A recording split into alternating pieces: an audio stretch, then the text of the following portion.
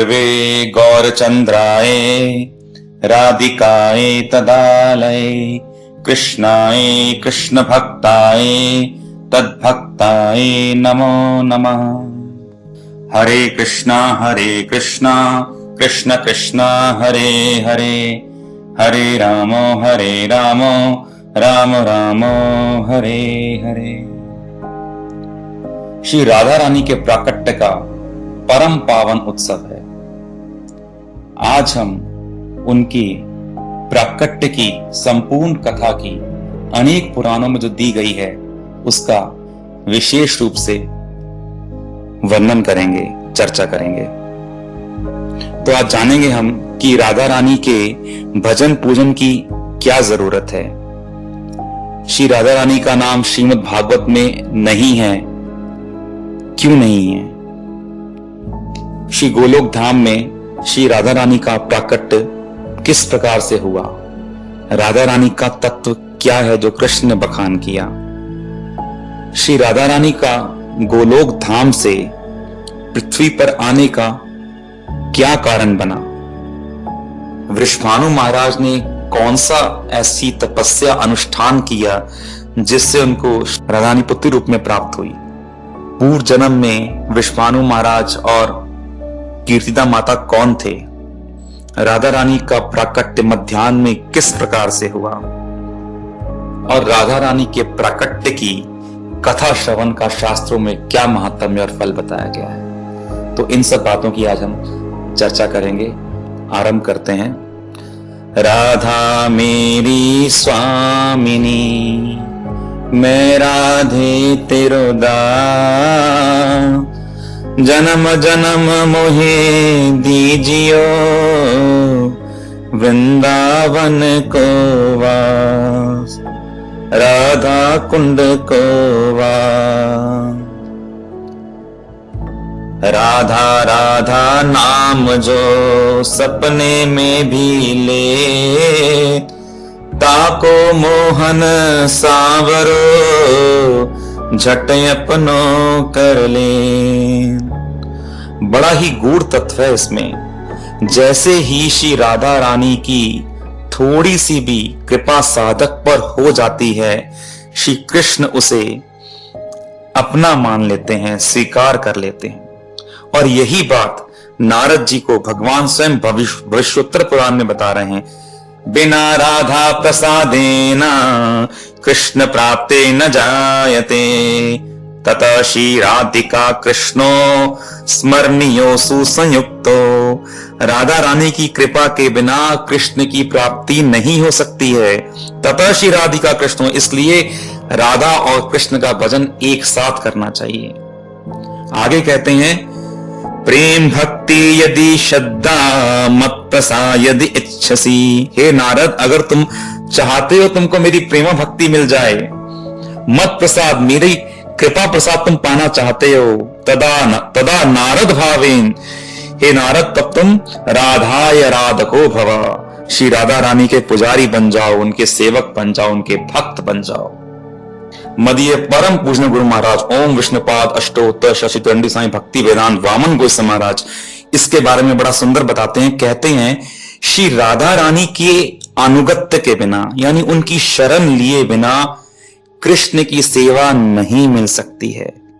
श्री राधा जब किसी को अपना निज जन स्वीकार कर लेती हैं, तभी वह गुरु बनता है, तभी वह वैष्णव बनता है, तभी वह भक्त बनता है, तभी वह भक्त प्रमाणित होता है।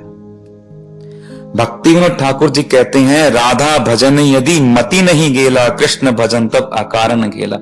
जिसकी राधा रानी के भजन में मति नहीं लगी है, उसका कृष्ण का भजन तो फिर व्यर्थ सा ही हो गया। आतप रहित सूरज नहीं जानी, राधा विरहित माधव नहीं जानी। जैसे ताप के बिना सूरज नहीं होता, उसी प्रकार माधव राधा के बिना माधव नहीं है, अधूरे हैं। तो क्या राधा की स्वीकृति बिना कृष्ण किसी को स्वीकार नहीं करते?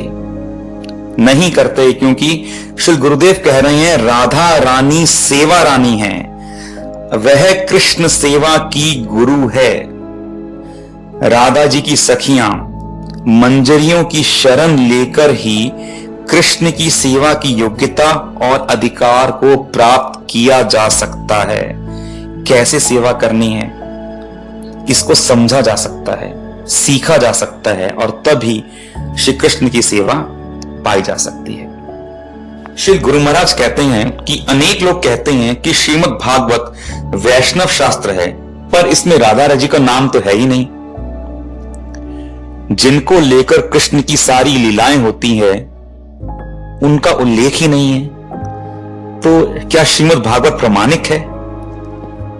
तब गुरु महाराज उत्तर देते हुए कहते हैं कि जिनको तत्वदर्शी सदगुरु के सानिध्य में श्रीमद् भागवत की चर्चा का मौका मिला है, उन्होंने श्रीमद् भागवत में बहुत से स्थानों पर अन्या आराधिता नूनम आदि श्लोकों में राधा जी के नाम का उल्लेख पाया है।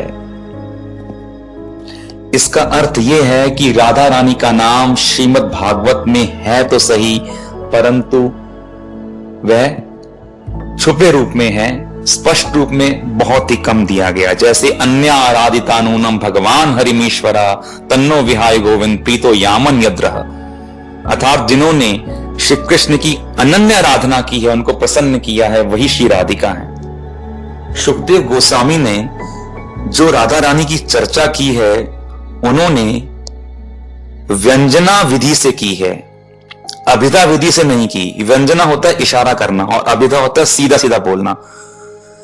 तो ऐसा कहा, यथा प्रियंगु पत्रेषु गूढ़म आरुण्य मिश्यते श्रीमद् भागवते शास्त्रे राधिका तत्तन्निदशम, जैसे मेहंदी के पत्ते में लाली छुपी रहती है परंतु होती है, गूढ़ रूप में है, उसी प्रकार श्रीमद् भागवत के अंदर गोपिका इत्यादि शब्दों के द्वारा और अन्य प्रसंगों के द्वारा राधा रानी का गूढ़ तत्व है, प्रकट है, परंतु देखा जा सकता है तत्वदर्शियों के द्वारा।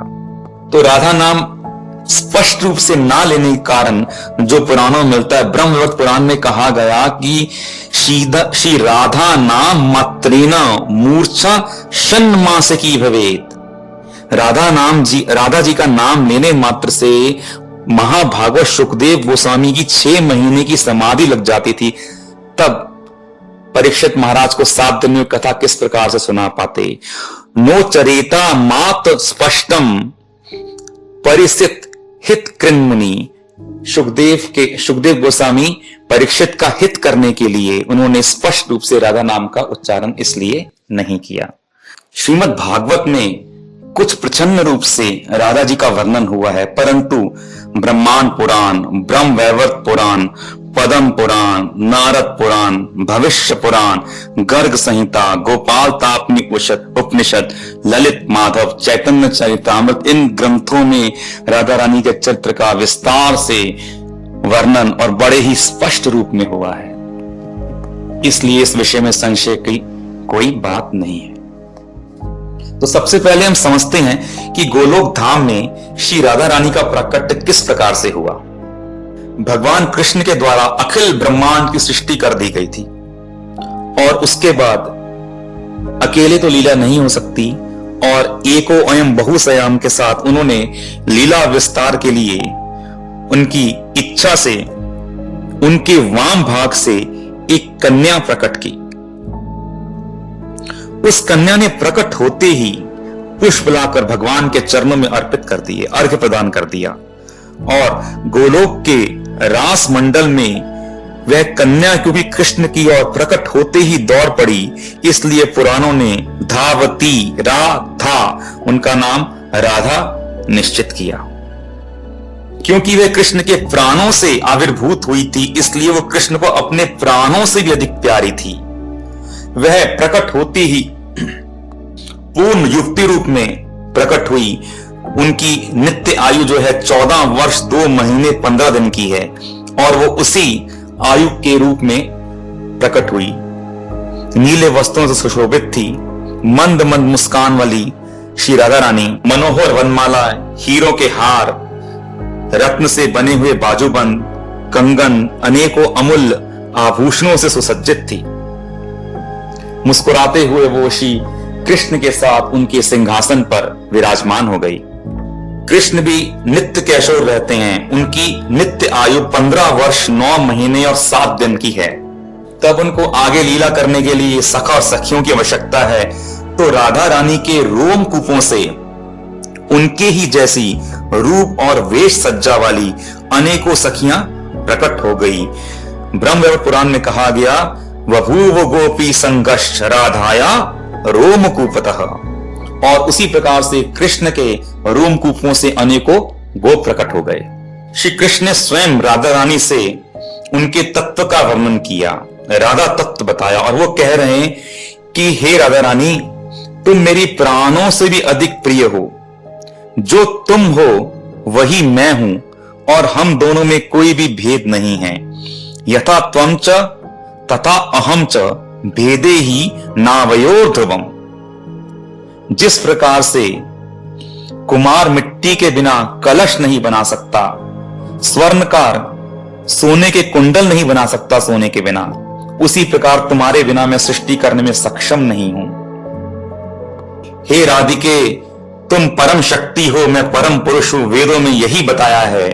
जो अधम मनुष्य हम दोनों में भेद करता है, वह पापी सूरज और चंद्र के समय तक कालसूत्र नामक नरक में कष्ट भोगता है। इसके साथ ही वो अपनी 7 पीढ़ियां पहले की और 7 आने वाली पीढ़ियों को नरक में गिरा देता है। उसके करोड़ों जन्मों के अर्जित सारे पुण्य नष्ट हो जाते हैं। और कोई अगर अज्ञान से हम दोनों की निंदा भी करता है, तो वह पापात्मा अनंत काल तक नरक भोगता है। परंतु जो तुम्हारे नाम का भी उच्चारण करता है, केवल रा शब्द का उच्चारण करता है, तब उसे अपनी उत्तमा भक्ति दे देता हूं, और तब रा सुनने की लालसा से मैं उसके निकट ही पहुंच जाता हूं। मैं तुम्हें सत्य कहता हूं कि 16 उपचारों से कोई मेरी पूजा करे तो मैं उससे उतना प्रसन्न नहीं होता जितना कोई तुम्हारे नाम का उच्चारण करता है, उससे मैं प्रसन्न होता हूं। ब्रह्मा, अनंत, शिव, लक्ष्मी, सरस्वती, सावित्री, ये सारे मेरे बड़े प्रिय हैं, मेरे प्राणों के समान हैं, किंतु हे राधा रानी, आप मेरे प्राणों से बढ़कर हैं। तो गोलोक धाम में श्री राधा और कृष्ण विराज रहे हैं अपने सखी और सखियों के साथ, सखाओं और सखियों के साथ, और अनेक प्रकार की लीलाएं हो रही हैं। अब राधा कृष्ण का गोलोक को छोड़कर पृथ्वी पर आने का क्या कारण बना, इसके बारे में हम चर्चा करते हैं। भगवान गीता में स्वयं कहते हैं, परित्रणाय साधुनां विनाशाय च दुष्कृतां धर्म संस्थापनामर्थाय संभवामि युगे युगे। साधुओं की रक्षा करने के लिए, विनाशाय दुष्कृतां, दुष्टों का विनाश करने के लिए, और धर्म की स्थापना करने के लिए मैं हर युग में अवतार लेता हूं। जो भगवान अनेकों अवतार लेते हैं, और स्वयं गोलोक से कृष्ण भी युगावतार ग्रहण करते हैं, आकर संसार का कल्याण करते हैं। परंतु वह ये ब्रह्मा के एक दिन में एक बार करते हैं। ब्रह्मा का एक दिन होता है 1000 चतुर्युगी का, तो उसमें से जो 28वां चतुर्युगी है उसमें भगवान आते हैं। बाकी समय जो हमारा ये ब्रह्मांड है, इसके अंदर जो दूध का समुद्र क्षीर सागर कहा जाता है, उसमें रहने वाले तृतीय विष्णु, जिसको स्वाभाविक रूप से लोग नारायण विष्णु इत्यादि जानते हैं, तो वो जो हैं वही आकर अवतार लेते हैं और संसार का कल्याण करते हैं। परंतु ब्रह्मा जी के दिन में एक बार स्वयं भगवान अवतरित होते हैं अपने गोलोक धाम से उद्धार करने के लिए, सारे संसार का प्रेम भक्ति दान करने के लिए, और उस समय उनकी प्राण वल्लभा श्री राधा रानी भी अवतीर्ण होती हैं। तो जब भी यह समय आता है, उससे पहले पृथ्वी पर दैत्यों का, असुरों का बहुत भार बढ़ जाता है, और उनके पाप के कारण पृथ्वी देवी दुखी हो जाती है और ब्रह्मा से प्रार्थना करते हैं, और आकर वो भगवान की स्तुति कर कर भगवान से प्रार्थना करते हैं। तो श्री कृष्ण के अवतार का यह एक कारण बनता है। परंतु भगवान आने के अनेक और कारण भी बनाता है, क्योंकि भगवान लीला पुरुषोत्तम है और अनेक प्रकार की लीलाएं करते ही रहते हैं। जैसे हम जानते हैं कि नारद मुनि को किंचित अहंकार होते देखकर भगवान ने माया की रचना कर दी, उनको एक बंदर का सा स्वरूप दे दिया, और उसके बाद जब नारद मुनि क्रोधित हो गए तो भगवान ने उनके दिए श्राप को सिर आंखों पर लिया और उसी के आधार पर भगवान ने अपना रामावतार ग्रहण किया। उसी प्रकार से जय विजय के साथ सनकादिक का वार्तालाप हुआ और सनकादिक से शाप मिलने पर उनको 3 जन्म असुर बनने का जब शाप मिला तो भगवान ने उनके उद्धार के लिए 4 जन्म ग्रहण किए। वराह नरसिंह, हिरण्याक्ष और वराह नरसिंह, श्री राम और कृष्ण के रूप में भगवान ने अवतार ग्रहण किए। इसी प्रकार से ऐसी ही लीला एक बार गोलोक धाम में हो गई। ब्रह्मांड पुराण में इसका वर्णन आता है कि एक बार सनत कुमार जी अपने शिष्यों के साथ में गोलोक धाम पधारे। 5 वर्ष की आयु है, छोटा सा मृग चर्म धारण किया हुआ है, भगवान के नाम का उच्चारण कर रहे हैं। उनके दोनों हाथों में दंड और कमंडल शोभायमान है, शरीर पर सुंदर नामों के तिलक बने हुए हैं और भगवान की दर्शन को विवल हो रहे हैं। परंतु द्वारपालों ने उनको रोक दिया और बोला कि श्री कृष्ण राधा जी के साथ किसी गोपनीय स्थान पर विश्राम कर रहे हैं, उनको उनके दर्शन करने की अभी अनुमति नहीं है। परंतु जो मुनि थे वो बोले, हम कृष्ण के दर्शन में के बिना क्षण भर नहीं रह सकते हैं और तुम हमारे दर्शन में बाधा उत्पन्न कर रहे हो। दोबारा कहने पर भी जब द्वारपाल नहीं माने तब मुनि ने आवेश में आकर श्राप दे दिया और कह दिया कि अरे तुम सब ऐश्वर्य के मत्त से अहंकारी हो गए हो, जाओ अपने ईश्वर अपने नगर की सारी जनता के साथ तुम सब गोलोकवासी पृथ्वी में मनुष्य कुल में जन्म ग्रहण करो। और ऐसा कहकर मुनि सनत कुमार वहां से चले गए। इस प्रकार से यह भगवान के गोलोक धाम से यहां आने का एक कारण बना। कल्प भेद हरि चरित सुहाए, भांति अनेक मुनि सन गाए। अनेक कल्पों में कथाएं अलग अलग होती हैं, लीलाएं अलग होती हैं। एक कल्प में यह लीला हुई और किसी और कल्प में एक अन्य लीला हुई, जहां पर श्री कृष्ण राधा रानी कहीं और थी और श्री कृष्ण विरजा के साथ में विहार कर रहे थे। ब्रह्मवैवर्त पुराण में एक कथा दी गई है।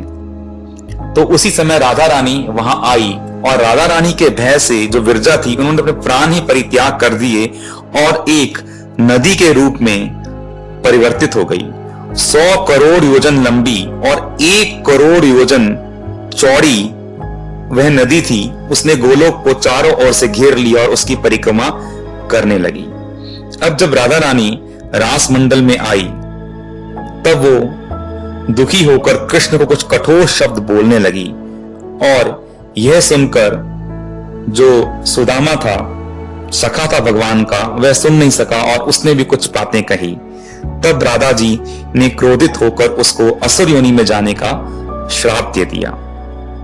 हरि की लीला जो सुदाम सखा थे उन्होंने भी बोल दिया कि हे राधिके, आप भी गोलोक से पृथ्वी विलोक पर जाकर गोप कन्या के रूप में जन्म ग्रहण करो और 100 वर्षों तक श्री कृष्ण का विरह सहन करो।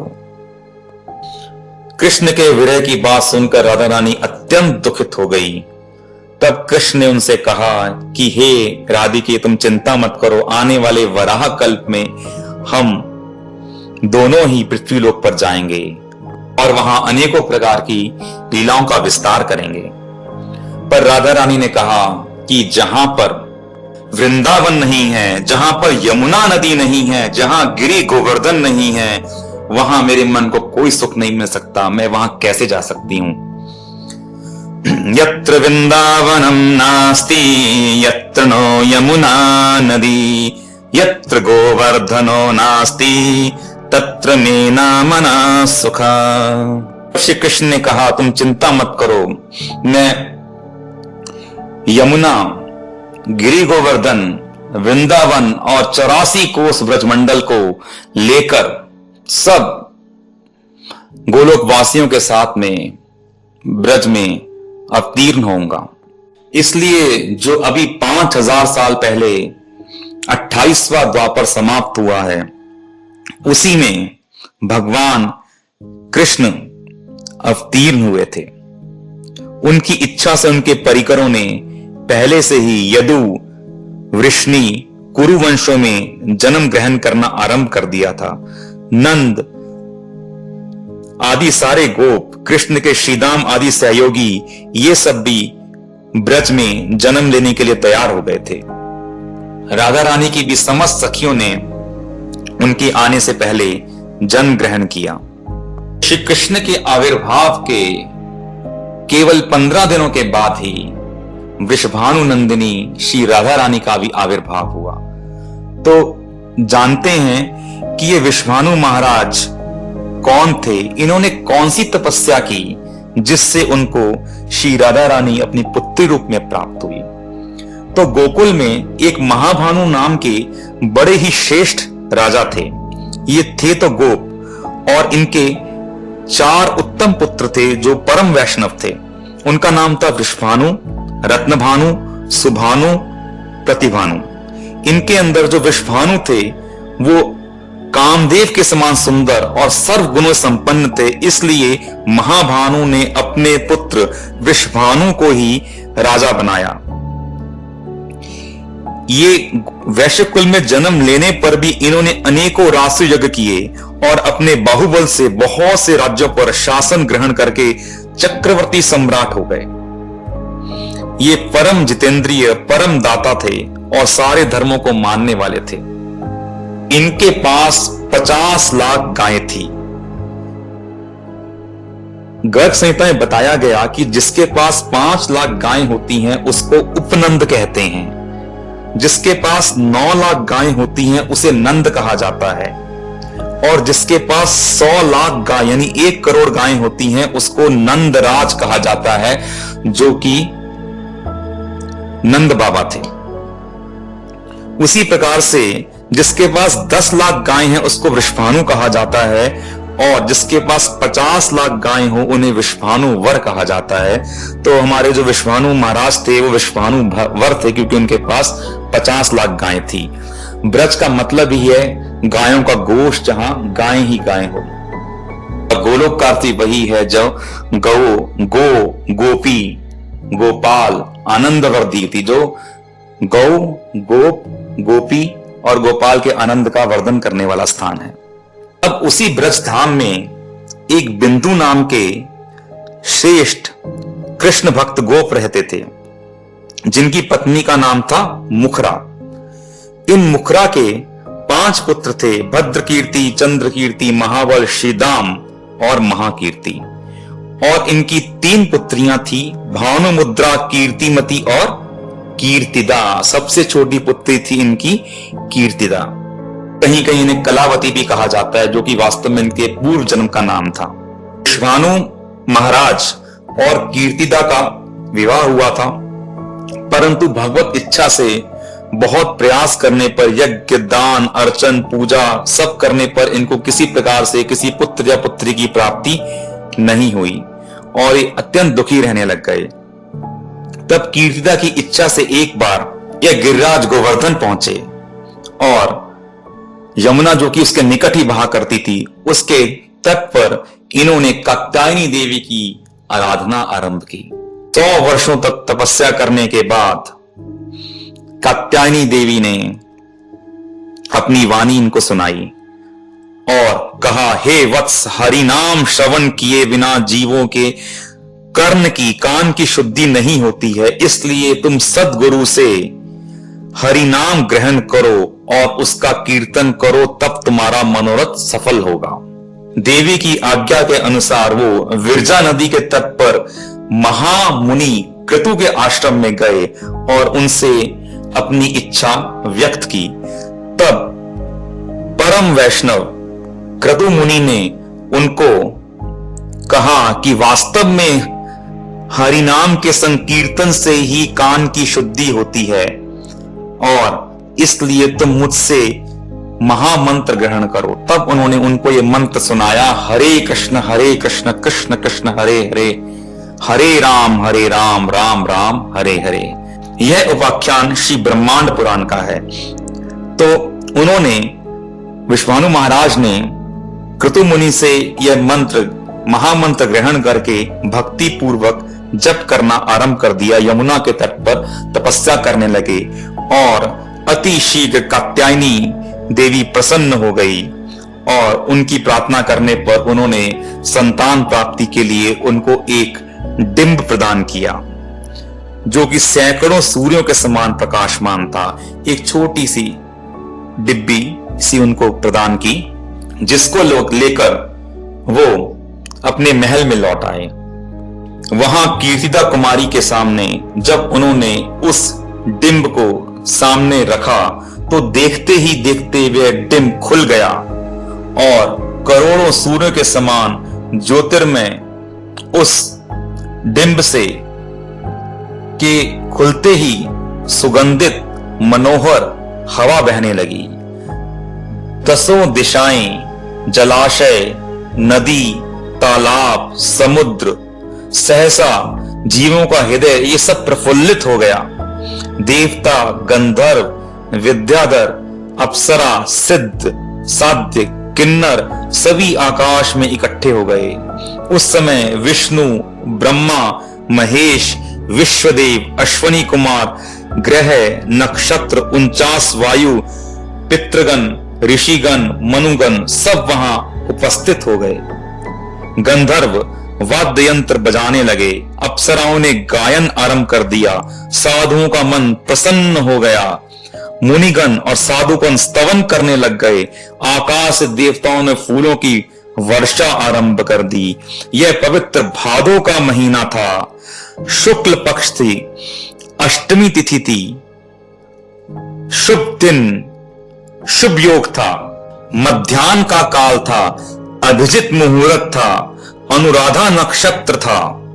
भविष्य पुराण में कहते हैं, भाद्रमासी सिते पक्षे अष्टमी या तिथि भवे, अस्याम दिनर्दे अभिजिते नक्षत्र चानुराधिके, राजलक्षण संपन्ना कीर्तिदासूत कन्नकाम, त्रैलोक्य अद्भुत सौंदर्याम, दोष निर्मुक्त विग्रहाम। और ऐसे पवित्र समय में परम करुणामयी सर्वेश्वरी श्री कृष्ण की अर्ध शक्ति श्री श्री राधा रानी स्वयं कीर्तिदा देवी की गोद में प्रकट हो गई। उस कन्या के अंग सुअंग बड़े सुकुमार थे, चंद्रमा के समान ज्योति निकल रही थी, जिससे पूरा भवन प्रकाशमान हो गया। उसका सौंदर्य ऐसा विलक्षण था जो वर्णन से परे था। माता कीर्तिदा ने कहा कि ऐसी सुंदरी कन्या साधारण हो ही नहीं सकती है। विश्वानु महाराज ने उसी समय बहुमूल्य रत्न, वस्त्र आदि, आभूषण आदि दान करने आरंभ कर दिए, दास दासियों को दिए। फिर ब्राह्मणों को उत्तम गायें, गांव, सैकड़ों दूध दही से भरे घड़े, धान, गेहूं, अनाज दान करना शुरू कर दिया। दरिद्र, दीन, दुखी, अपाहिज, जड़ांत, अनाथ, वृद्ध, बालकों को भी बहुत दान दिया। गायक गायिका, नर्तक नर्तकी, वाद्यकार, स्तुति पाठ करने वाले, लोहार, भांड, बंदीगण, इन सबको भी अनेकों प्रकार के दान प्रदान किए। तब ब्राह्मणों के द्वारा स्वस्ति वाचन कराया गया और बालिका के जात कर्म संस्कार कराए गए। पुरोहितों ने अनेकों प्रकार की अग्नि स्थापित कर दी और मंत्रों के द्वारा घी की आहुति देकर अग्नि की अर्चना की। तो सनातनी नारायणी मूल शक्ति जो है अब बालवत लीला करने लगी। बालिका की तरह अपने चरण के अंगूठे को मुख में डालकर स्तनपान की अभिलाषा करके रोने लगी, क्योंकि वह देवी उग्र तपस्या के द्वारा आराधित होकर प्रकट हुई थी। इसलिए विश्वानु महाराज ने उसका नाम राधा रखा। बोल श्री राधा रानी की जय, राधाष्टमी तिथि की जय। तो जानते हैं कि पूर्व जन्म में विश्वानु महाराज और कीर्तिदा कुमारी कौन थे और इन्होंने ऐसा क्या किया कि इनको इस जन्म में श्री राधा रानी अपनी पुत्री के रूप में प्राप्त हुई। तो गर्भ संहिता में नारद जी से जब राजा बहुलाश ने यह प्रश्न पूछा तो उन्होंने बताया, जो पितर हैं, पितरों में प्रमुख हैं अर्यमा, उनकी 3 पुत्रियां हुई थी, जिनमें थी कलावती, रत्नमाला और मेनका। जो मेनका थी उसका विवाह हिमालय से हुआ और उनकी पुत्री हुई देवी पार्वती। उसी प्रकार से रत्नमाला जी का विवाह हुआ जनक जी से और उनकी पुत्री हुई सीता देवी। और जो कलावती था उनका विवाह हुआ राजा सुचंद्र से, जो साक्षात विष्णु के समान ही प्रभावशाली थे। इन दोनों ने ब्रह्मा जी का तप किया और तप करने पर जब प्रसन्न होकर ब्रह्मा जी ने राजा को मोक्ष दिया तो देवी कलावती दुखी हो गई कि मैं अपने पति से मेरा विछोह हो जाएगा। तब ब्रह्मा जी ने कहा, चिंता मत करो, अभी तुम दोनों स्वर्ग में जाकर आनंद उपभोग करो और थोड़े ही समय में भगवान कृष्ण के और उनकी परात्पर शक्ति श्री राधा रानी के आने का समय होने वाला है। उस समय तुम दोनों को राधा रानी के माता पिता होने का सौभाग्य मिलेगा। ये वही कलावती और सुचंद्र ही कीर्तिदा कुमारी और विश्वानु महाराज के रूप में पधारे और राधा रानी उनको पुत्री रूप में प्राप्त हुई। वैसे तो शास्त्रों में गोकुल की बात की गई, परंतु राधा रानी का जो प्राकट्य स्थान है वो रावल और बरसाना बताया जाता है। वास्तव में वृषभानु महाराज का जो स्थान था उसको वृषभानुपुर कहा जाता था, जिसको आजकल बरसाना के नाम से जाना जाता है। उनका महल रावल में भी था और बरसाना में भी था। जब कृष्ण गोकुल में थे तब विश्वानु महाराज रावल में रहते थे, और जब कृष्ण और नंद बाबा नंदगांव चले आए तो ये बरसाना में रहने लगे। तो राधा रानी का अवतार ब्रह्मा जी के एक दिन में एक बार होता है, इसलिए किसी कल्प में वो रावल में अवतरित होती हैं, किसी कल्प में वो बरसाना में, तो किसी कल्प में वो मध्याह्न में दोपहर को आविर्भूत होती हैं और किसी कल्प में वे सुबह 4 बजे आविर्भूत होती हैं। इसमें संशय की बात नहीं है, क्योंकि तुलसीदास जी कहते हैं, कल्प भेद हरि चरित सुहाए, भांति अनेक मुनि सन गाए। कल्प भेद से भगवान के चरित्रों में फर्क आ जाता है, क्योंकि भगवान की लीला बदलती रहती है। किसी कल्प में कुछ होता है, किसी कल्प में कुछ होता है। इस प्रकार से भगवान की लीलाओं में कुछ भेद आता है।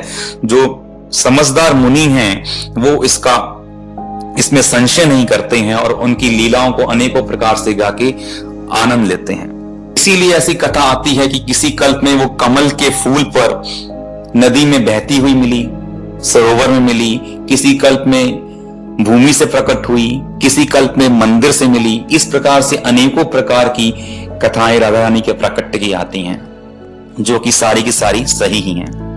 मुख्य कथा तो यहां पर हो गई है, परंतु अगर इच्छा है तो 5-7 मिनट राधा रानी की कुछ बाल लीलाओं की भी चर्चा कर ली जाए। नारद जी तो सब स्थानों पर घूमते रहते हैं और उनके मन में जब उन्होंने कृष्ण के दर्शन किए तो उनके मन में इच्छा आई कि अब तो उनकी शक्ति राधा रानी भी कहीं प्रकट हो चुकी हैं, और तब वो अनेकों स्थानों पर घूमने लगे और ढूंढने लगे कि कहां पर वो प्रकट हुई हैं। और घूमते घामते वो वृषभानु महाराज के महल में पहुंचे। पूछा कि क्या आपका कोई योग्य पुत्र और उत्तम लक्षणों वाली कन्या है क्या? उन्होंने कहा, हाँ मेरा पुत्र ये है। उन्होंने भानु, और तब कहा एक पुत्री भी है मेरी, जो उस बालक की छोटी बहन है।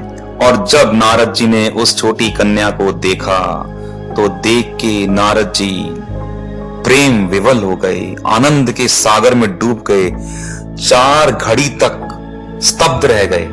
उन्हें लगे लक्ष्मी, सरस्वती, कांति, विद्या, कोई भी इनके सौंदर्य की छाया भी स्पर्श नहीं कर सकती हैं।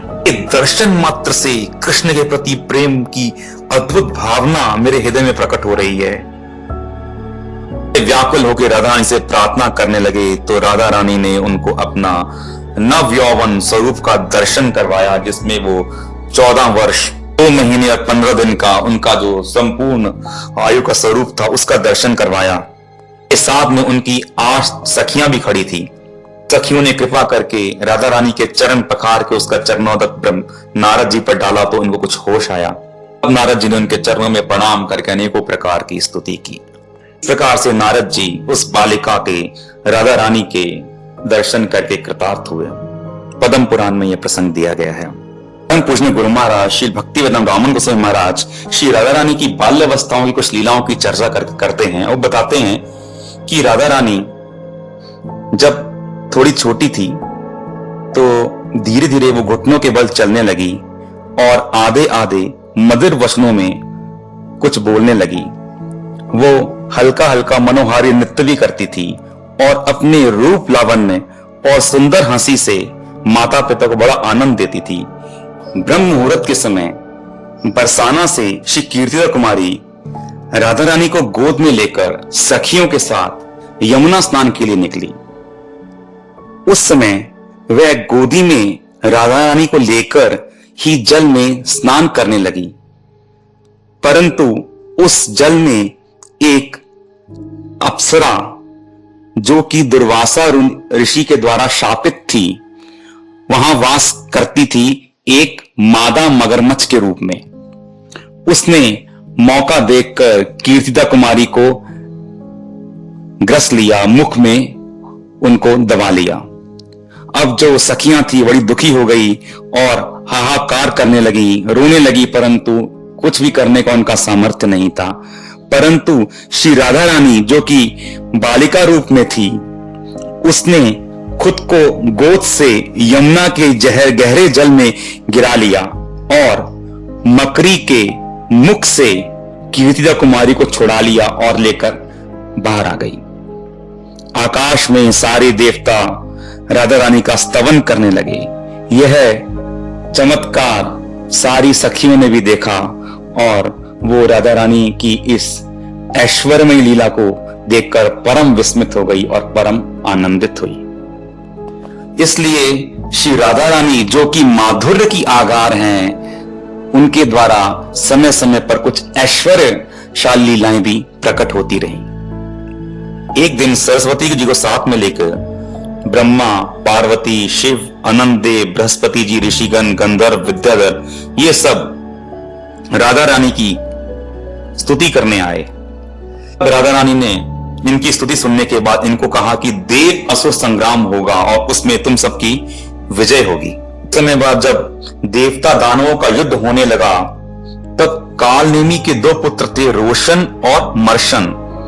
इनके कारण देवता पराजित होने लगे। तब उन्होंने भक्ति पूर्वक श्री राधा रानी का स्मरण किया और राधा रानी ने अपना कृष्ण का चक्र वहां भेजा, जो गया और शीघ्रता से सारे दैत्यों दानवों को भस्म कर कर लौट आया और देवताओं को विजय प्रदान की।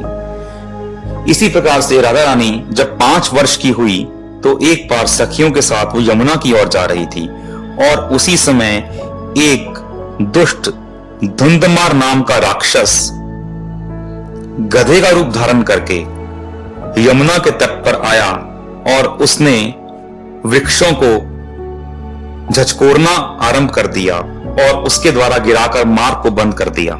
राधा रानी के प्रकाशमान विग्रह को देखकर, श्री स्वरूप को देखकर भी वो दैत्य भयभीत नहीं हुआ और उठा के उन्होंने छोटी बालिका को मुख में डाल लिया।